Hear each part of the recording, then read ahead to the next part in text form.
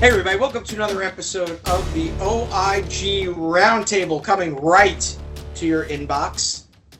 This weekly podcast as part of our newsletter. Happy to have everybody here. Wade McFall, Assistant Special Agent in Charge, parentheses, retired, close parentheses, and now a manager on our SIU investigative team, and Matt Kachansky, retired Special Agent in Charge from the OIG, and then the retired Northeast UPIC Director, and now our Payment Integrity Director here. So we're going to talk about the topic that everybody's talking about. We're going to take a little bit of a different piece of that. Obviously, we're going to talk a little bit about what's gone on in New York over the past few days involving the assassination of the CEO of United. You know, the first thing I want to say is, as a New Yorker, the one thing that I think I took personal offense to was the continual trashing of New York as a city and the crime rates of the city. The crime rates in New York City have been dropping and plummeting, and not making any political statements about the governor, the mayor, any of that. You know, there was a very quick knee-jerk reaction to this murder as a reflection of New York City and the crime rate. And it was abundantly clear from the beginning, and it has now been made more abundantly clear, right? This is a targeted assassination of the CEO of a publicly traded company. This could have happened whether it was in New York City, whether it was in Orlando, Florida, Los Angeles, Detroit. Pick your city, pick your metropolitan city with a crime rate.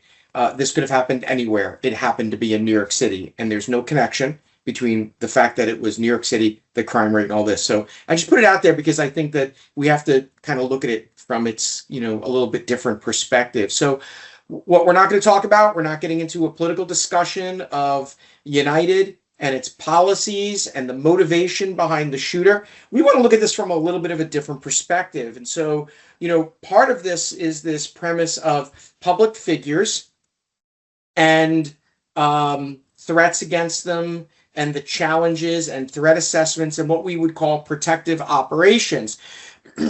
We're going to link this back, by the way, to SIU and payment integrity, and you're going to wonder how we're doing that. We're going to get there. But, one of the things that people may not know is from, in the OIG, we were all cross-trained on protective operations and provided physical security to the Secretary of HHS.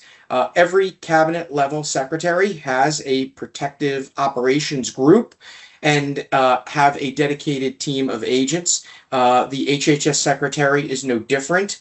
The Secretary of HHS, acting Secretary of HHS, when there is a vacancy, are provided with physical security by trained HHS OIG agents who are on permanent detail. And then agents like Matt and Wade and I provide field level supplement to the secretaries when they travel to your regional area, as well as overseas trips and things of that sort. So people that are in these cabinet level positions get very specific people to provide security. We are cross-trained. Regular training was conducted on that. Everything from driving the vehicle, advance threat assessment, threat response, all of that stuff. So you should not think that OIG agents are just out there doing the white collar stuff, getting the doctors and such. There's a whole other area that has to do with it. And so, Wade, I want to start with you because you did a ton of protection related stuff, not just in LA and not part of coordination, but you got to travel the world and do a bunch of overseas trips, which are interesting to say the least, because you're going to various places and doing these. But there are some inherent challenges. The first thing that, one of the things that we're learning is from the perspective of this assassination was, first of all, the UHC the investors meetings were being held in New York. The CEO was staying at a very large hotel in Midtown Times Square. I think that hotel is about a half a block in size or more, dozens of doors to come in and come out. Probably not too much of a secret that the CEO is going to be at this investor meeting. It's publicly known. But one of the things that we have learned from the shooters, he talks about social engineering. And, a big piece of social engineering in the context of healthcare fraud, waste, and abuse is the telemarketing fraud that goes on, where seniors are called and they are socially engineered into giving certain pieces of information.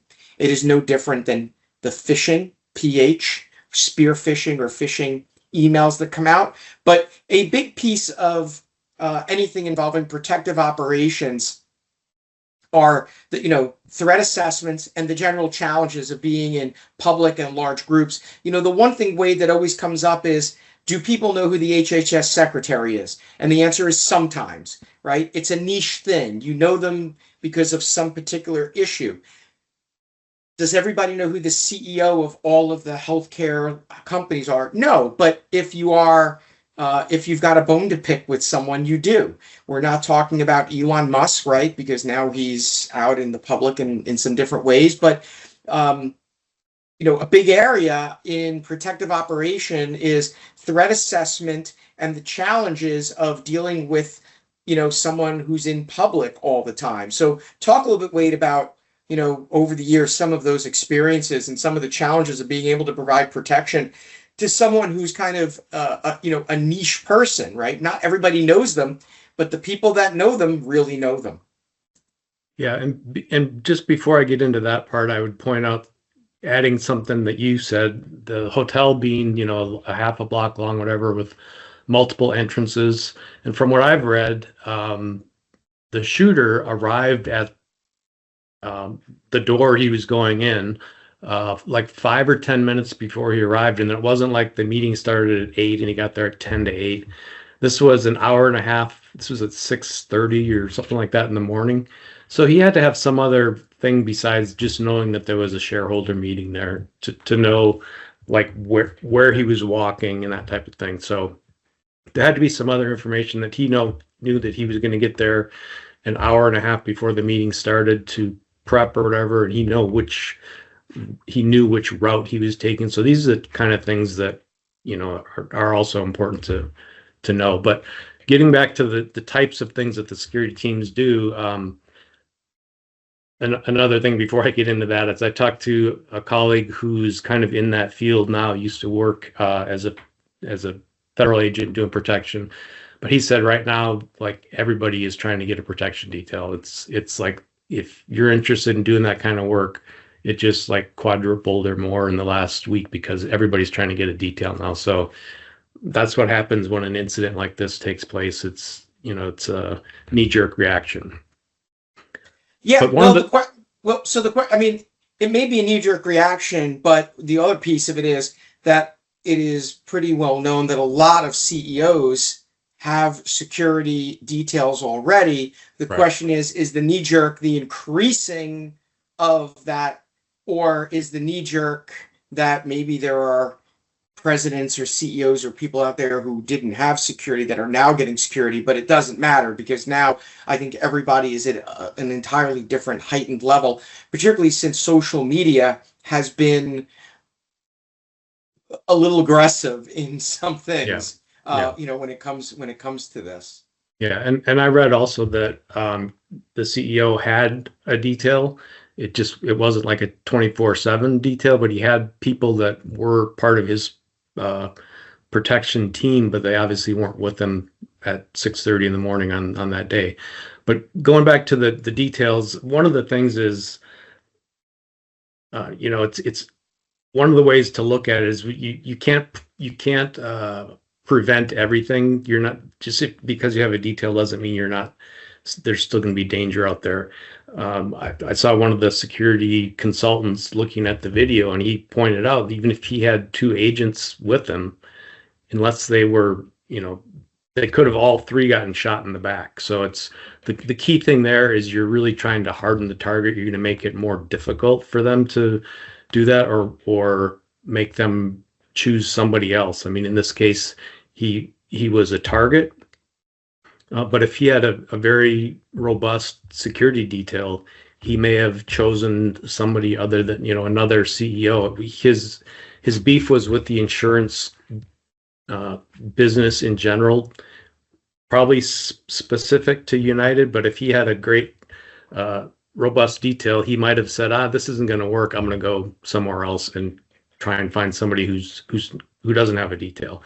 So that's, I think, a key point. You're not going to prevent everything, but if you have um, a detail that knows what they're doing and there's a presence, even, if that was a detail that we would have been working, there probably would have been somebody who's obviously an agent standing at the front door there. So, if he's casing the place to see if this is where he wants to make his move, if he sees agents all over and he sees the CEO walking with two or three agents in a, tactical triangle or whatever, he might decide this is not the time to do this. So again, it's not going to prevent everything, but it really makes it, you harden the target and it makes them kind of think twice about it. And what you're really talking about is when you talk about hard targets and soft targets, the one thing that would always raise the hair on the back of our necks was when the secretaries would come to New York and they would want to walk from their hotel to an event. And that would always raise the hair on the back of your neck, because while I would say most people during most of our time didn't necessarily know who the secretary was, the problem is that when you're wearing a suit or you're wearing dress down and soft clothes and you're walking with a secretary and their spouse, you're bringing attention inherently, because it's a group of 4 or 5 people surrounding this person. It's creating that environment, and that presents challenges. I mean, I think at the end of the day, there's going to be a lot of there's a lot of Monday morning quarterbacking that's going on.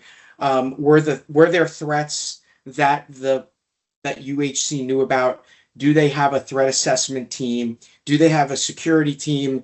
Right, you've got physical security in the buildings. We know that the buildings are pretty well secure, but ultimately, are there people in positions of authority where threats that come in, email, phone, how are they vetted? How are they addressed? How are they dealt with? Are the people that are assessing these threats the best trained people to understand these threats? Right? Are they people from agencies that did a lot of that work, threat assessment, threat intelligence, and things of that sort? But it is obvious that there's now going to be an increase in the kind of security and protection that people that are in these highlighted roles get.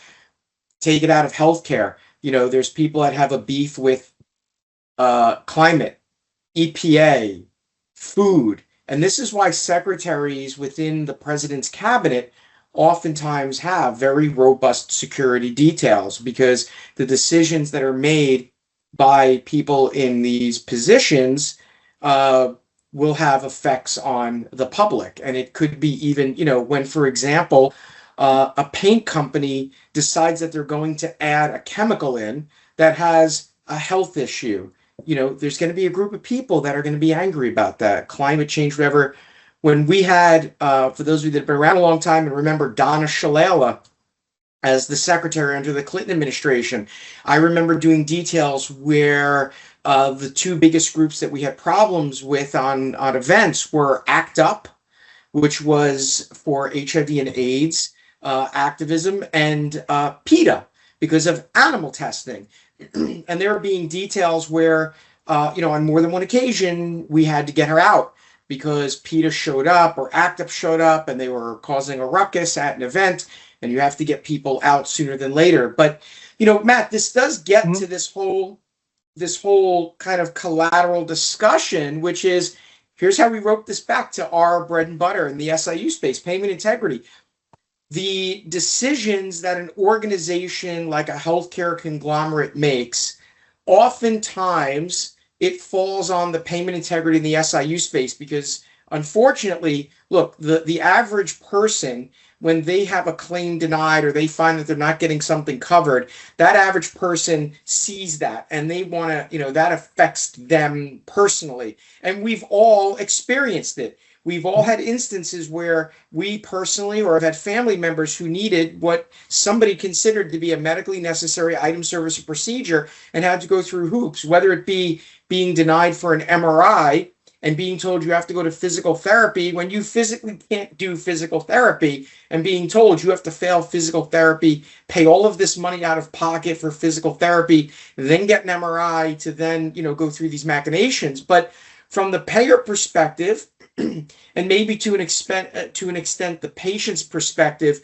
the policies on payment oftentimes, for the payer's perspective, the people that are in the forefront become the payment integrity and the SIU people, which then has this issue where perception is reality. And so you've got this kind of, you're a rock and a hard place. And we talk about payment integrity being, the Mikey of the days of life cereal. Just give it to Mikey. He'll eat it. He'll eat anything. Where we see from a lot of the work that we do in this space with a lot of our clients in the payment integrity space, that they're oftentimes dealing with a bunch of stuff that isn't even directly related to payment integrity. It's collateral, it's whatever. This actually has the potential effect of the people in payment integrity having to deal with payer policies as they filter down, and the challenges from that morale perspective,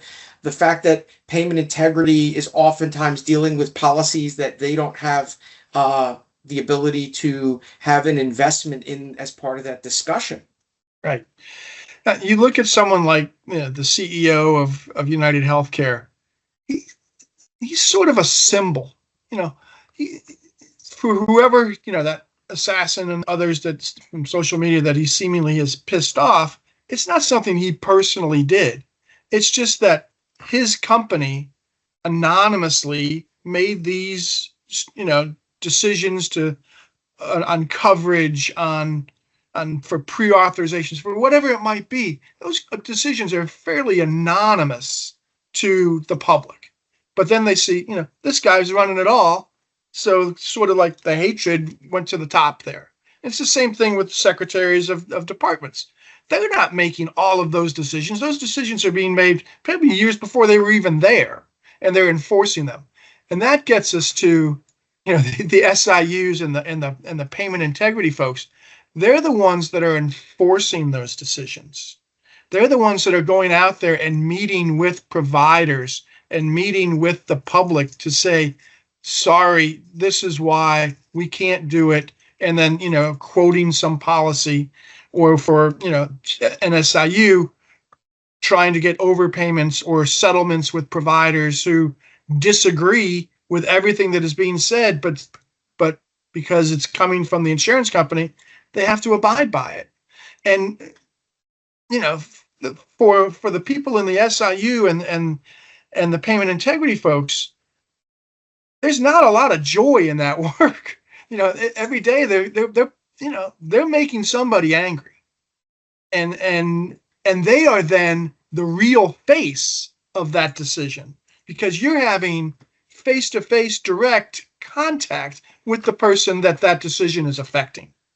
So, that's why, OIG agents, when we were there, we would get death threats, and SIU, when I was working the SIU with the UPIC, we were receiving threats, from folks in, the New York area where we were working. Not to say anything bad about New York, but it was some of the dangerous areas in New York. We were getting threats when we would go on site to talk to these providers, and it is somewhat thankless. But when looking at some of the SIUs and program integrity things, you brought it up. It's the dumping ground. They're handling everything from potential criminal cases where it's false claims to enrollment issues or coverage issues that should be handled by someone else, or compliance issues with everything kind of gets dumped on these folks, and then they become the face of the big bad insurance company that's making these decisions and enforcing them. And that's what, it kind of just brings it home as to, this assassination of Mr. Thompson, that's a symbol of the anger in this country and things like that. But on a day-to-day basis, we live that every day. Right. Yeah. I mean, look, I would always say to people, as an OIG agent, every day you went to work, your goal, and it's kind of raw to say this, but your goal was to ruin someone's day. Yeah. Right. We're doing criminal, civil, administrative cases, whether their day is being ruined by ultimately them being arrested, or a civil case being put against them for millions of dollars, or an administrative case where exclusion might be on the table, or payments being made, back to the program. It's not a happy day. It's like getting that bill for, it's like getting an electric bill that's $1,000 and you saying, I don't even know, how do I have $1,000? It's just, you don't expect it. It's just, it ruins your day. It's the bad news.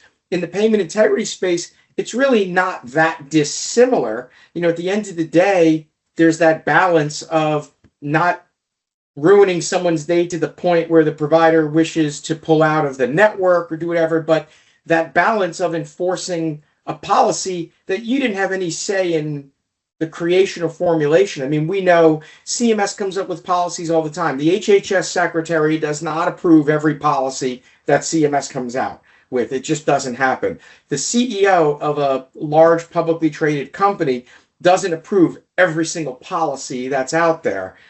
In fact, I would be pretty amazed if you were to go through and ask the CEO of any company if they could list their top 10 payment methodologies, whatever it may be. I think you'd have a very hard time finding a CEO who can kind of get to that level of granularity on things, just because it's not at that level. It doesn't mean that it's right or wrong. Again, we're just talking about the fact that,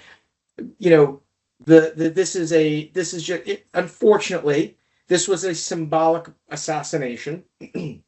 While it could have been directly relating to this guy's, now we're learning that he may have had a spinal fusion and some back surgeries. He might have been covered by United at the time. He might have had some issues with getting the payments. Those are all things I think that are going to kind of come out. Those are really his motivation, which you can never justify, right? It may explain his motivation, but it doesn't really, justify it. But it certainly is, from our perspective, it shows two things. One, that we have now entered a new phase in the world of corporate security. So unfortunately, another sector of our lives are demonstrated to be less safe. And it is, because this guy took issue with the decisions of a company and made it a personal thing.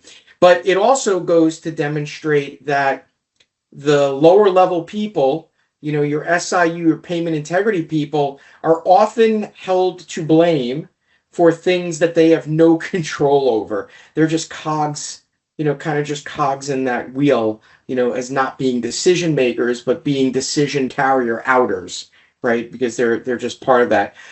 I think we're going to learn a lot more about what went on there. Obviously, the evidence is starting to pile up on these things, forensically and otherwise. The ghost gun, for example, and the ballistics on that, some other DNA, some other, documents, I think, that they're finding.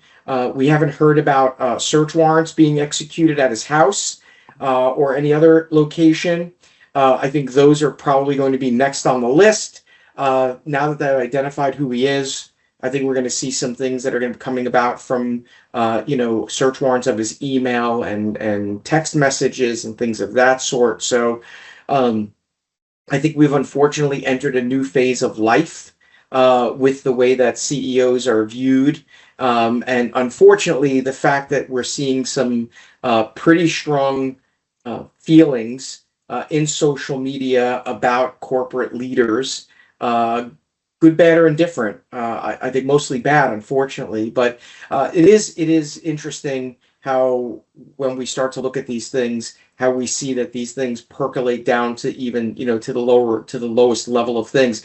So wait, I want to give you the last piece of this. One of the things that we know from our days of dealing with the secretaries is that oftentimes decisions made by others have an effect on those around you. From that protective operations piece, what are some of the things that that people need to really think about? And we've already talked a little bit about social engineering, but when it comes to threat assessment and things like that, what are a couple of things out there that people in leadership positions need to be thinking about when it comes to getting in these when you get this kind of information?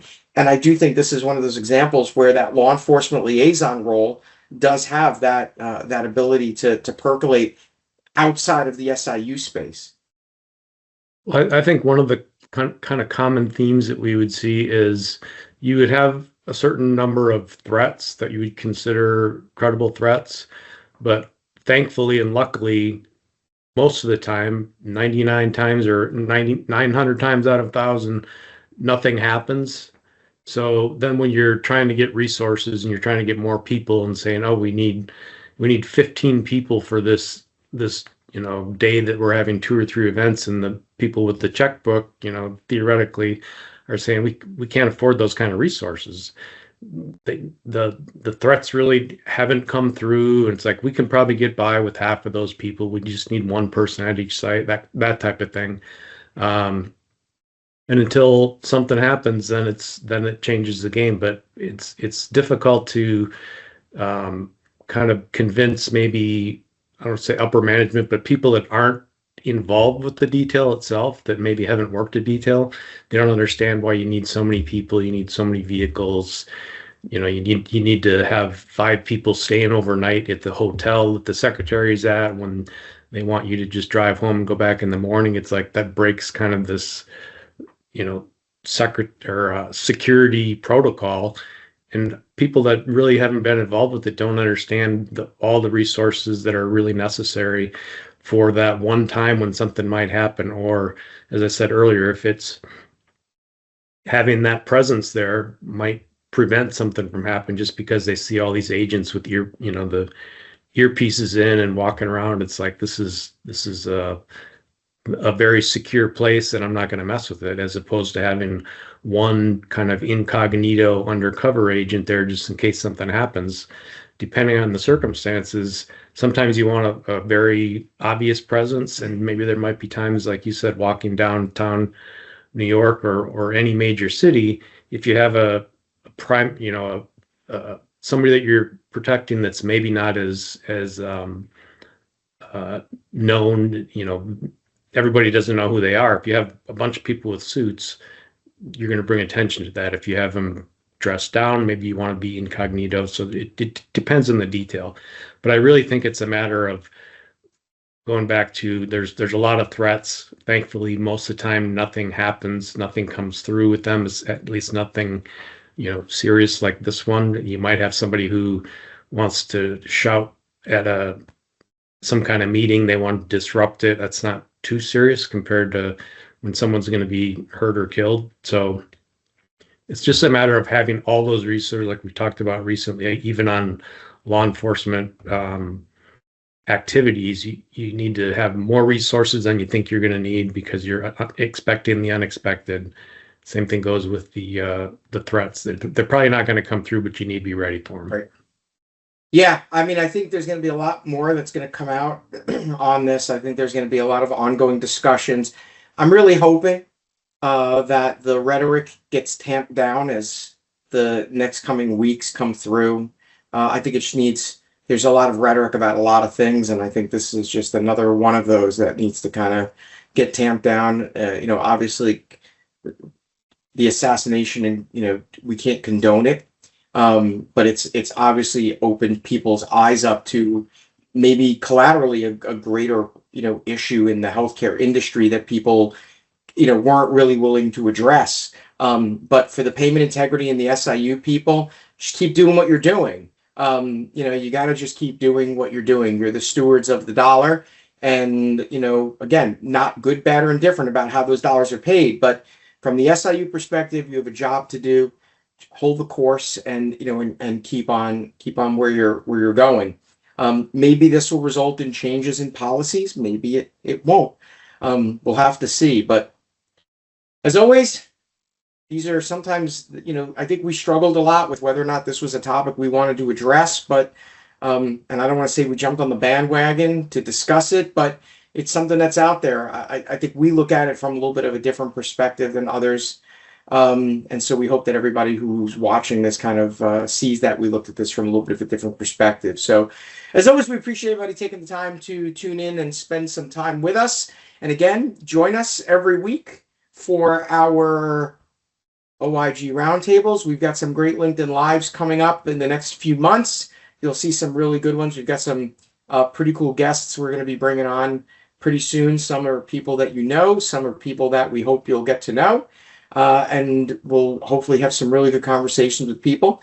Again, you can get the weekly OIG Roundtable podcast brought to you in your newsletter, Spotify, and our YouTube channel. So tune in, enjoy them, and we'll see you all next week on the next OIG Roundtable.